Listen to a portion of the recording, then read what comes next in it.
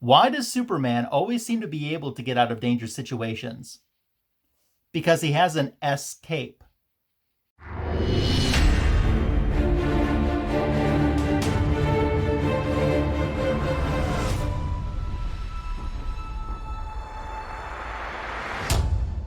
Welcome back to my YouTube channel. If you're new to the channel, I'd appreciate it if you click the subscribe button. Make sure to stick around as well, because at the end of the video, I'm going to discuss what's in the big box. So today's video is going to be about Superman and Lois. Now, previously I did a review first thoughts video on the pilot episode, and I said at that time I wasn't going to review this series weekly, but maybe when it went on hiatus, I would kind of look back at the episodes we've had so far. That's where we're at with the show right now. We're 5 episodes in, and we are at the spring hiatus break. So I'm going to discuss a little bit unscripted with you, but with spoilers, episodes 2 through 5 and my thoughts and reactions to them. Welcome aboard. So I was very positive and very encouraged by the pilot episode. As I said, we've reviewed that already on my channel. But it really comes down to how good is the second episode going to be. So the second episode, Heritage, comes, and I'll tell you a little bit about what happened in that episode so you'll be on the same page with me if you watched it. This is the episode where we saw Jonathan and Jordan deal with being bullied in school. We also saw Jordan being taken to the Fortress of Solitude to get tested to see if he has powers. Come to find out, he has too much human in him. He's never going to be like Kal-El. So there's a lot of disappointment there. We also see a little bit of jealousy over the fact that Jordan got to go and Jonathan didn't. I still maintain the fact that the reason that Jordan has powers and Jonathan doesn't is because Jordan touched the ship in the pilot episode and Jonathan didn't. I think if Jonathan touched the ship, he would have powers emerging as well. And I actually think that maybe if Jordan went back and touched the ship or held on to it longer, his powers would increase, or he would have more chance of becoming a Superman. So also in this episode, we're dealing with Lois Lane, who's starting to investigate Morgan Edge. This is going to be a little bit of a conflict because currently he's her boss. We see Kyle, who is Lana's husband, standing up and defending Morgan Edge. You know, he's talking about the economy and how Morgan Edge is bringing jobs into that. That felt very realistic, and I thought that that portrayal of Kyle at that point was very well done. Lois ends up quitting because the story that she wrote got edited by Morgan Edge and put him into a favorable piece. Of course, as nobody backs baby into a corner, no one edits Lois Lane. So she's quit. Makes me kind of wonder how this family is surviving financially throughout all of these episodes, though. We also have more of Captain Luthor in this episode. He is hunting for kryptonite. We get a little more of the backstory of Captain Luthor, including the fact that his planet was killed by Superman. Okay, not our Superman. It was the black-suited Superman from another Earth. He's explained this to Superman during their battle, although Superman is like, I don't know what you're talking about. This didn't happen. So we also have General Sam Lane. And one thing that you're going to notice about General Sam Lane when he's in an episode, he's going to be unhappy about something. And he was unhappy in this episode. He doesn't like the fact that the kids know. He doesn't like the fact that Clark is now in Smallville and not in Metropolis anymore. So overall with this episode, I have to tell you, I was really disappointed. I just thought the story was boring from start to finish. I was so excited about the pilot episode. I got to this episode and was tremendously let down. One thing I will say, I praised the portrayal of Kyle earlier for being very realistic, and I do stick with that. The show did maintain a very cinematic feel to it. This doesn't seem like a cheap show or a show on a very small budget. The special effects look really good and they work really well, so it's a quality piece. That takes us into episode 3. So I've got one episode that I loved, one episode I didn't care for at all. So what's going to happen with episode number 3? The Perks of Not Being a Wallflower was the name of that episode. So this episode finds Jordan joining the football team. Of course, football was Jonathan's thing. But in doing this, we see Jordan start to blossom a little bit more. He's being accepted into the community. He's making friends. He's growing. He's flourishing. Clark and Lois are wondering how fair this really is for him to be on the football team, since he has superpowers that are still developing and he doesn't know the limit to his powers, if he could end up hurting somebody or not. I can also see that we're getting more set up for a big split that I think eventually will come between Jonathan and Jordan. I mean, here's something else. I mean, Jordan is the one who's actually really thriving and succeeding in Smallville, where Jonathan was always the one who did it in school. And Jonathan isn't doing so hot and so well now that they moved to Smallville, and things are really increasing for Jordan. So, I mean, just the fact that Jordan got taken to the fortress where Jonathan didn't in the previous episode, I still don't understand why Clark didn't take Jonathan there, not to test him or anything, just so he could see it, so he didn't feel like he was being so left out. That seemed a little bit unfair parenting. We also see Clark becoming the assistant coach for the team in this episode. And that I didn't know until my friend Mr. Fridgard informed me, but if you watch Superman and Lois on the CW app, you'll get some deleted scenes that weren't in the televised broadcast version. And the fact of Clark becoming the assistant coach is one of those. I did think it was a little odd before. I mean, Clark has all these reservations about Jordan joining the football team. And then a couple scenes later, we see Clark and he's carrying a cooler full of ice for the team. And it's because they didn't show us in the broadcast version that he had become the assistant football coach. I guess we eventually just figure it out. We also see a little bit more about Sarah Kershing. She looks like a potential love interest for Jordan at this point. She's the daughter of Lana and Kyle, and we get a little bit more of her backstory. We also find out that Lana and Kyle's marriage is on the rocks. I kind of suspected that, but it definitely gets confirmed at this point. Lois is going to the Smallville Gazette. She wants to investigate Morgan Edge. Of course, that doesn't prove too fruitful for her because Subject 11 ends up destroying her car. Lois doesn't seem as phased for it. I guess when you're Lois Lane, you're used to dealing with death threats, and you know you got a pretty good backup to call on if you're in true trouble. But we see the beginning of Lois investigating Morgan Edge in this episode, and then also the introduction of Sharon Powell, who has a missing son that will play into a future episode. So overall, I have to say it's very interesting. We're 3 episodes in, and this episode had nothing to do with Captain Luthor.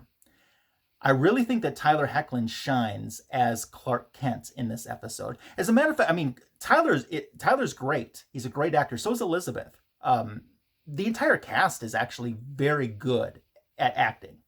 But I really think when it's all said and done, I think that we're going to remember Tyler as just a good Superman, but a fantastic Clark Kent. It's just kind of the feeling that I have. I really liked this episode.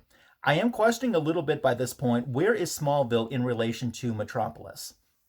I'm hoping the way that I've always understood it is Smallville is like a little small town in Kansas, where Metropolis would be like in New York City, the version of New York City, and I still want that.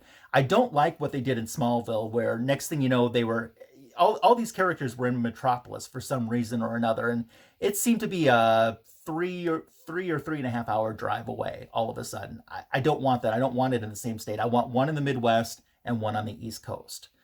But I really liked this episode. And I don't know what it was with the previous episode that I didn't care for, but this one I really, really liked. So 2 thumbs up for this for sure. That takes us into episode number 4, which is called Haywire. This episode is going to give us the backstory a little bit more about the motivations behind Morgan Edge being in Smallville. So Morgan Edge is tracking missile attacks in Canada, which somehow has a relation to Smallville and some other small towns that he has invested interest in. And he's offering Lana opportunities for growth at this time, which we think that she's going to accept because her husband Kyle's pretty excited about that. You know, his tail has been a wagging for Morgan Edge since the very beginning of the show. But Lana isn't interested. So that was an interesting take. I wasn't exactly expecting that. And I think we're going to get some more potential conflict in the future. As I talked about, you know, we're setting the pace for conflict between Jonathan and Jordan. This is also extending to show us, I think, something else that's going to drive a wedge between Kyle and Lana that will be played out in a future episode. I'd be surprised if it doesn't. We see Lois confronting Morgan Edge. That backfires on her. Lois has a breach of contract. I mean, she should have known this. She should have not even attempted to do this. She should know she can't work for someone else.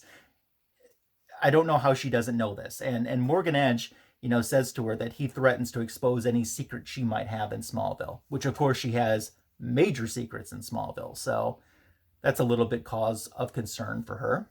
We see General Lane again. What is he doing? He's unhappy, because that's what General Sam Lane is. He's unhappy. When you see him, he's unhappy. And this time he's unhappy because Superman is less visible in Metropolis. That's a great point to make. And I further hope more that it shows that the distance between Metropolis is like Midwest to the East Coast. And there's more villains on the loose, or people feel more free to commit crime because there's not a red cape flying above or seen flying above as often as before. So this is starting to split Clark and Superman a little bit into his responsibilities that he has and trying to establish a new life in Smallville. We have Thaddeus Kilgrave, who's escaped, and he's kind of the villain that Superman fights in this episode, and that's done well. Although the fact of that causes Clark not to be there for Lois when she needed him and when he made a promise to. And we get a nice, I don't want to call it a fight. It's not even a little bit of a conflict, but it gave us a scene between Lois and Clark, talking about their feelings with this and dealing with the fact, that he is more than just a husband. He's a protector to the world. And I thought that scene was very well done. We also had Lois and Lana going out for drinks, kind of talking about their husbands and comparing the two. That's good. I think it's good to establish a friendship between the two of them, or establish them having spent time with each other more in this series. So that's good. Tag Harris is a character that is mentioned in this episode as well. He has a problem with his arm. It's vibrating. It just keeps shaking. Now, Tag goes back to the pilot episode when Jonathan and Jordan were out at the bonfire and Jordan's powers started manifesting. And Jordan's very worried that he is the cause of something happening to Tag. And Tag doesn't know what's going on. Tag's freaking out a little bit. We have General Lane once again telling the boys, now that you know who your dad is, you need to deal with your own problems. You can't be so dependent on him. He has bigger responsibilities than the two of you. Of course, when Lois and Clark find out about that, they're super upset about that. And that causes a little bit of rift between them and General Lane. That was well done. I really enjoyed that. It's smart. We have Morgan Edge, who's found some X-kryptonite, which empowers normal people with superpowers. So I think that explains really how Tag got his powers. It wasn't Jordan's doing somehow. So overall with this episode, it's well done. I thought about some things that I hadn't before. The fact that, what happens if Superman leaves Metropolis? That's great that got acknowledged. I didn't mention this, but when Superman's going around and taking care of problems and helping people out, he's over in China and he's helping a bridge that's about to collapse. And he has another moment with a fisherman this time where the bridge almost collapsed on top of this fisherman's boat, where they don't speak to each other. They just have an eye-to-eye contact moment. And that's really done well. Very reminiscent back to the pilot episode, which I commented on something similar with Superman, I think when he was over in Japan. I had also worried too when we had introduced Tag into this episode that this series was gonna somehow kind of turn into like what Smallville was, the baddie of the week, the villain of the week, the person who got empowered with superpowers this week and then is gone. The problem's fixed at the end of the episode and is gone. And I didn't want that. But as we'll see in the next episode, that doesn't appear to be the direction that the show's going, which makes me very happy. The Best of Smallville is the name of episode 5, which is the most recent one that aired this past week. Sharon Powell is back, and her missing son that Lois was going to help investigate and see what the connection was with Morgan Edge, well, her missing son is back as well. This is all taking place in the backdrop of the Harvest Festival, and during this, we really get the chance to see once again how Martha Kent is appreciated and respected in the community, and now her memory because she passed away in the pilot episode. I really like that. I like seeing, because all the times before we've always heard the story, everything was Jonathan Kent Sr., Clark's dad, who really shaped him and always gave him those great life lessons too. And now we're seeing Martha as a pillar to the community and how enduring her legacy is to other people in Smallville, other community members. And I really like that portrayal a lot. We see Jonathan. He kind of does not have a good time again in this episode. Jonathan gets dumped by his Metropolis girlfriend. She's not coming to visit. She dumps him over the telephone. He deals with that by getting drunk. And that ends up messing up Jordan's date with Sarah, too. So, once again, some more things in there that I think can cause a rift and a split between these two brothers in the future if it's played out well. In this episode, we see Clark reminiscing about Martha, too, in some flashback moments. I didn't care for these. This is the first time we've really seen like the flashback moments like this of Clark in his teenage years after Jonathan Sr. had died, and him and Martha, their life together, post Jonathan's death. And I think there were too many of them in this episode for me, and I wasn't really crazy about the casting for the teenage Clark or for Martha either. So I just wasn't big on that, and I kind of hope they steer clear of that for future episodes. It's fine, I guess, for just once, but if this becomes a regular sort of thing, I just wasn't digging that as much. So we're dealing with Derek Powell. He has powers now, probably a cause of the X-Kryptonite.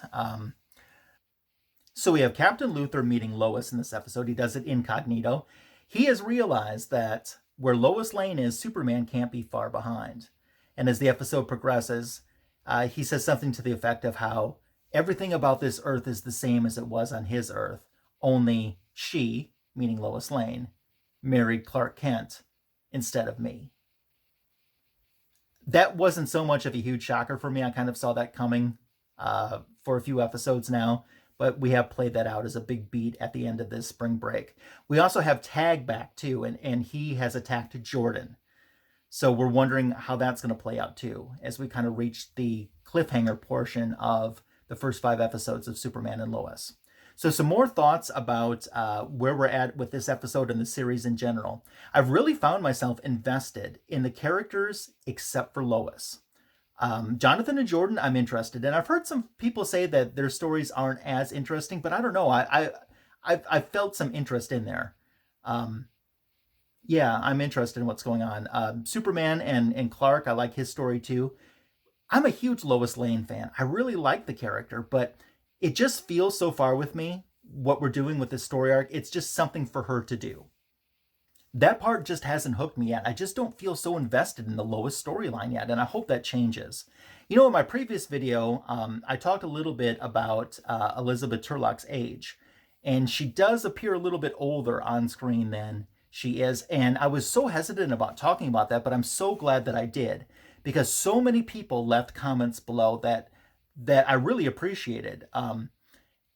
And so many people made some valid points. Like several people talked about the fact that, well, Clark is Kryptonian. He would age slower than Lois would. Maybe Lois is cast the age that everyone else should be. And I never really stopped and thought about that before. She does have teenage sons. So yeah, that does make sense.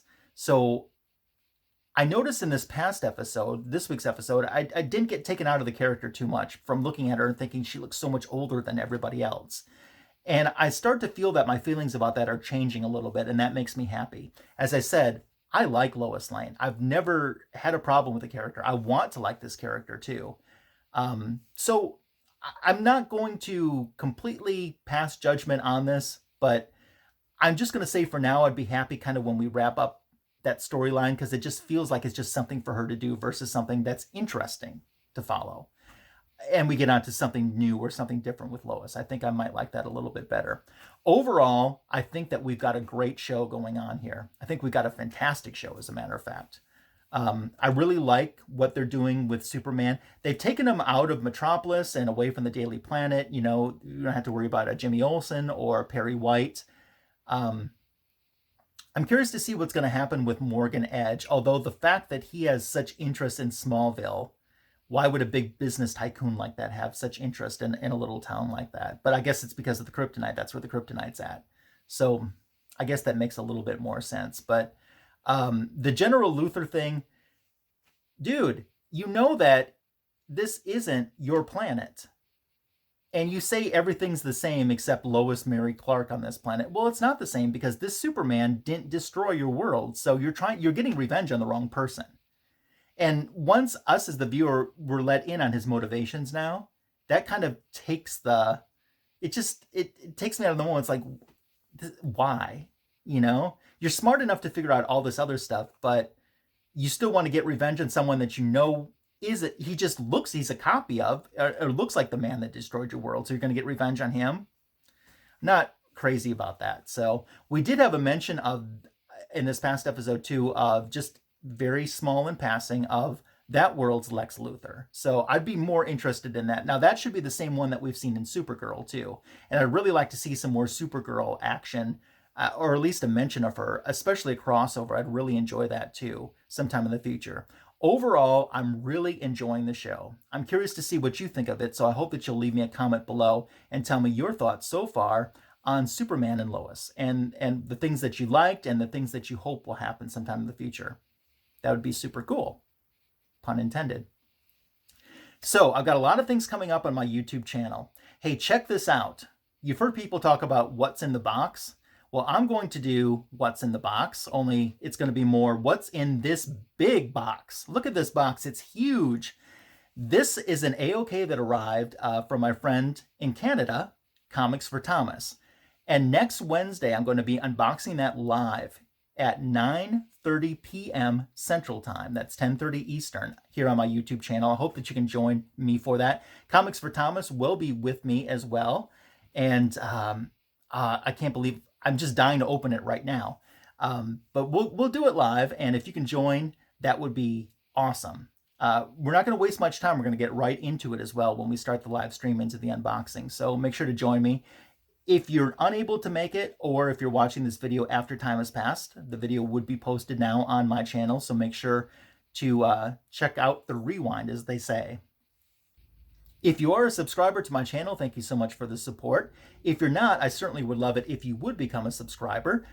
Hit subscribe. You'll also want to hit the notification bell so you're informed when new content is added to my channel. Leave me a comment below. You can share this video or share my channel with someone. All of that support is greatly appreciated.